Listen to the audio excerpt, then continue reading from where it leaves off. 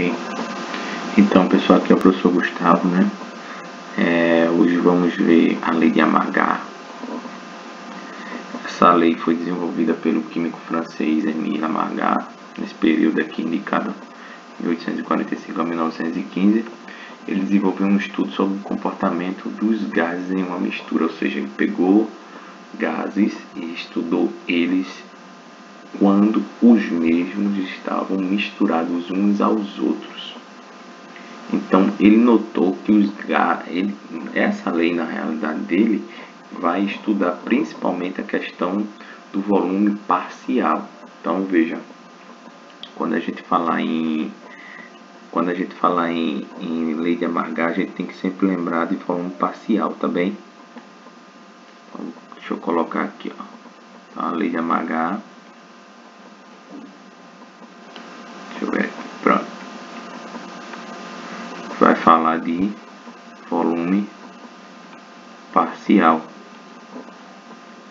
tá bem? Ele estudou, vamos dizer assim, o que foi que ele fez? Vamos dizer que a gente tenha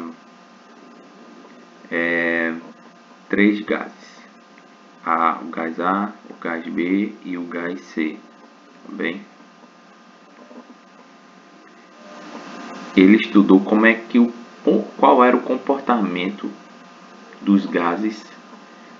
Exemplo, vamos lá. Eu tenho uma mistura aqui, né?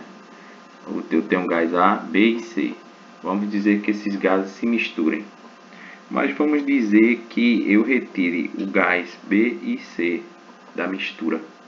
Então ele estudou como é que se comportava o volume desse gás A que permaneceu, né? No cilindro. Então veja, de acordo com a Amagat, o volume que um gás ocupa em uma mistura gasosa é exatamente igual, né? Exatamente igual ao volume que esse gás ocuparia se estivesse sozinho dentro de um recipiente, sob as mesmas condições de temperatura e pressão. Veja, então você tem que deixar constante a temperatura e pressão, tá bem? Quando for considerar a lei de Amagat. Então veja, o que foi que Amagat realmente propôs? Ele denominou o volume que um gás ocupa na mistura de volume parcial. Esse volume depende exclusivamente da fração em quantidade de matéria do gás estudado. Ou seja, veja, o volume parcial, como está dizendo aqui, VA,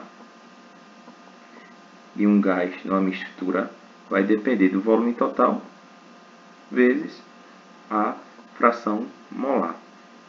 Eu vou explicar no próximo slide o que é a fração molar. Então vamos lá. A fração molar, que está representada aqui por esse X, né? Esse X aqui, ó, XA. Então a fração molar está correlacionada com o número de mols. Vamos com um exemplo bem prático. Eu tenho lá um gás A, um gás B e um gás C. Aí eles estão numa mistura, então eles ocupam esse gás A, ele possui 1 mol, ele contribui com 1 mol para a mistura. O gás B contribui com 3 mols. Bem? E o gás C contribui com 3 mols. Tá bem? Aí o que é que vai ocorrer aqui? Veja, vamos determinar a fração molar do gás A. Então a fração molar é o número de mols de A sobre fração, né? Lembrando que fração é um quociente entre dois números, sobre o número total de mols. Então, ó, qual a quantidade de mols aqui? Do gás A, que a fração molar é relativa ao gás que você está considerando. É 1 mol, né? Então você coloca aqui 1 mol. E o número de mols totais é quanto? Aí é o somatório. Então seria 1 mais 2 mais 3. E daria quanto? 6, né? Então, ó, ficaria C1 de 1 mol dividido por 6. Então aí você teria que fazer essa divisão.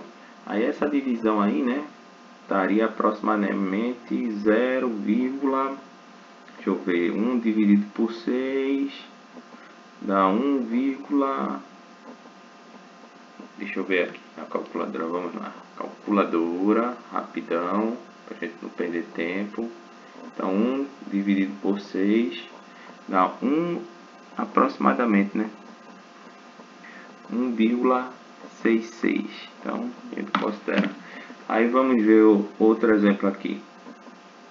Se eu considerar, vamos calcular aqui a fração molar de B. Então a fração molar de B vai ser, quantos mols de B eu tenho? 2 mols. Então vai ser 2 dividido sobre 6, que é o número de mols total. Não é isso? Aí ó, você vai ter que dividir 2 por 6. 2 por 6 vai dar aproximadamente 0,33, tá bem? E a fração molar agora de C, vamos fazer aqui embaixo. A fração molar de C seria quanto?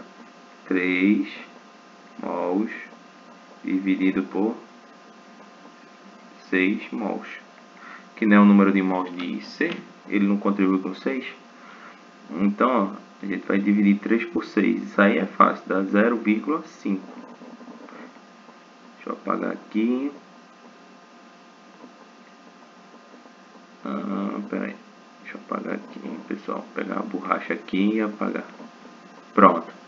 Então, ó, percebam que a fração molar ela vai ser uma ferramenta importante para você determinar o volume molar parcial, né, do gás.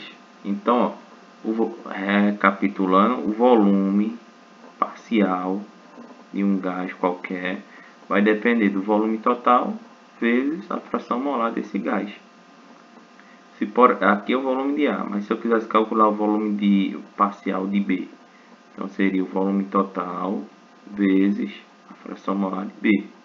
Aí se eu quisesse calcular o volume parcial de C, seria o volume total vezes a fração molar de C. Pronto. Então, é nessa linha aí. Vamos fazer um exercício agora. Então, é sabido que o ar atmosférico é composto, na realidade, por uma mistura gasosa, né? Então, na realidade, o ar atmosférico é composto principalmente por nitrogênio e oxigênio, tá bem? O O2, N2O2. Aí, ele diz aí, nessas misturas existem dois principais componentes, que são o gás nitrogênio e o oxigênio. Aí ele dá, respectivamente, aqui é 78% e o outro é 21%. Tá bem? A partir desse conhecimento, qual seria o volume ocupado pelo nitrogênio em um ambiente de 20 litros? Veja, então ele está mandando você considerar, vamos dizer, você pega lá um cilindro, deixa eu desenhar um cilindro aqui, e você coloca lá nitrogênio e oxigênio. Aí esse cilindro ele tem 20 litros de capacidade. Aí o que é que eu faria agora para calcular? Quando ele fala assim, o volume ocupado pelo gás nitrogênio, então ele está perguntando o volume parcial. Quer dar uma mistura? Então qual seria o volume parcial ocupado pelo nitrogênio? Então seria VA, vamos colocar, dar nome aos bois, né, como se diz. Volume parcial de N2 vai ser igual ao volume total vezes a fração molar de N2. O que é um volume total aí, gente? Seria quem? 20 litros, né? Porque ele está na questão. Então, deixa eu colocar aqui, ó, VT igual a 20. Então, seria 20. Aí, veja, quem é a fração molar? A fração molar, deixa eu colocar aqui, ver. Vamos dizer que eu tenho um ar atmosférico e eu tenho 1 mol desse ar atmosférico. Então, com certeza lá vai ter o que? 0,78 mols de quem? De N2. E vai ter 21, né? 0,21 mols de oxigênio, O2. Como é que eu sei disso? Porque eu tirei essas informações aqui a partir da porcentagem, tá bem? essa porcentagem aqui, ó.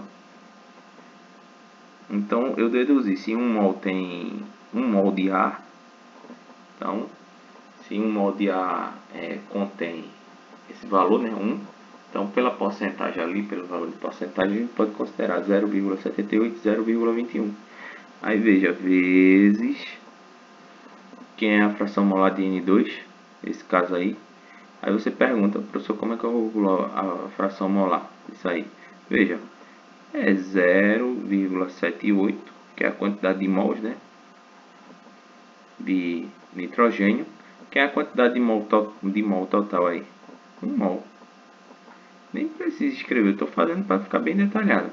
Então o volume parcial de nitrogênio vai ser 20, 0,78 dividido, ó, mol corta com mol, 0,78 dividido por 1 dá 0,78. Então, ó, multiplicando 20 por 0,78, você vai achar 15,6 litros. Então, litros. Então, você vai lá, ó, alternativa, letra D. Aí veja,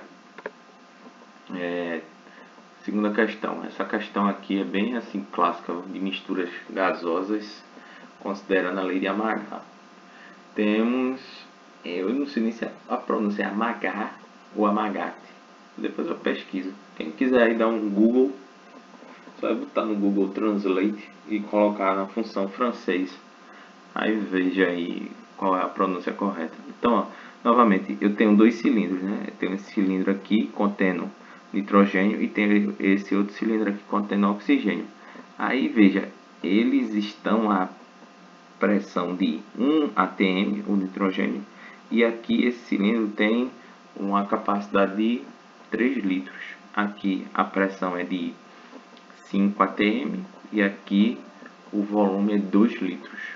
Aí abrindo a torneira que separa os gases e mantida a temperatura, ó, mantida a temperatura, a pressão também, a pressão assim em termos que eu estou falando é o quanto ela vai se estabilizar, tá bem? Porque ele pede para você considerar que a pressão aí é constante. Constante não, gente. A temperatura é constante. Ou seja, ele vai abrir essa torneirinha aqui, ó. Quando abrir, esses dois gases vão o quê? Se misturar, tá bem? Como eles vão se misturar, então ele manteve a temperatura constante. Aí ele quer saber o valor da pressão total no final. Então vamos partir do seguinte raciocínio, vejam. Eu tenho uma quantidade de mols aqui, né, associada ao nitrogênio. E aqui eu tenho uma quantidade de mols, né, associada a quem? Ao oxigênio. Então veja, se eu somar a quantidade de mols de oxigênio mais a quantidade de mols de nitrogênio, eu vou ter a quantidade de mols total. Aí deixa eu relembrar uma coisa aqui com vocês. Vocês se lembram lá a fórmula PV nRT? Nesse caso aqui a gente só vai analisar, vamos considerar essa constante aqui, a constante dos gases. Aí eu posso escrever PV igual a T, né, vezes N. Aí veja, eu posso escrever N antes ou depois, porque é um produto, hein? Eu posso reorganizar isso, né? Esse T aqui, ele está multiplicando, ele vai passar a dividir. Então, PV é igual a T igual a N. Então, veja só. Para cada valor desse aqui de N, a gente pode escrever uma expressão dessa, relativa ao respectivo gás. Então, ó, pressão do oxigênio vezes... deixa eu apagar aqui. Borracha. Então, deixa eu voltar lá. Vezes o volume, né, de oxigênio sobre a temperatura do oxigênio, mais a pressão do nitrogênio vezes o volume de nitrogênio sobre a temperatura do N2. Então, ó, a pressão total vezes o volume total, é isso? É sobre a temperatura, né? Que ela, no caso aí, eu não vou chamar de temperatura total, é temperatura. Mas observa uma coisa, ele manteve a temperatura, então o valor de temperatura aqui é igual, né? Que é igual a esse, que é igual a esse. Aí pode cortar. E pode reescrever essa expressão como sendo PO2 vezes VO2 mais PN2 vezes PN2 igual a PT vezes VT. Deixa eu dar uma informação aqui para vocês. Primeira coisa, o volume total aí, quando eu misturar esses gases, ou seja, abrir essa torneira aqui, vai ser a soma, né, de 3 litros mais 2 litros. Isso vai dar quanto? 5 litros. Tá bem? Aí ele quer saber o valor da pressão, né? É a pergunta. Deixa eu apagar aqui, porque senão a gente vai ficar sem espaço para escrever. Então, ó, acho que não precisa apagar não. Então, como é que a gente vai fazer isso, gente? Não vou apagar não, deixa eu voltar aqui. Como é que a gente vai fazer isso? A gente só vai substituir agora, ó, no lugar de PO2, é o valor da pressão. Qual a pressão do oxigênio? Tá lá, ó, 5 atm. Então, é 5 vezes o volume de oxigênio, que é 2, mais a pressão de nitrogênio. Quanto é a pressão do nitrogênio? 1 vezes, qual é o volume de nitrogênio? 3, igual, aí, deixa eu ver aqui, qual a pressão é o valor que eu quero, né? Pressão total, e o volume é de 5, né? Então, ó, agora eu vou apagar aqui, senão a gente vai ficar sem espaço. Deixa eu passar uma borracha aqui.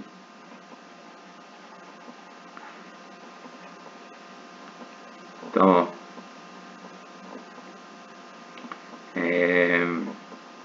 vamos lá, né? Vou resolver isso aqui em cima, hein? Então, ó, 5 vezes 2 mais 1 vezes 3 igual a PT vezes 5. Então, ó, isso, 5 vezes 2 dá 10. Mais 1 vezes 3 dá 4. 3, né? E PT vezes 5. Esse 5 não está multiplicando, passa a dividir. Isso aqui a gente já pode somar, né? Então, ó, dá 13, né? Eu escrevi 10, mas deixa eu apagar aqui.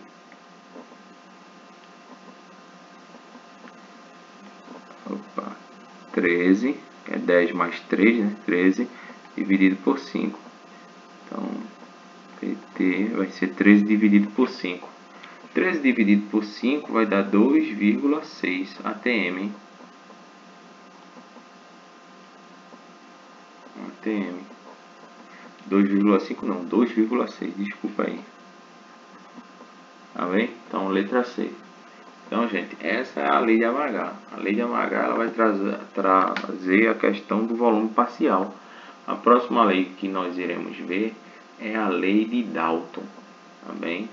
Sobre os gases. Ao invés de trabalhar com volume parcial, a lei de Dalton vai citar a pressão parcial.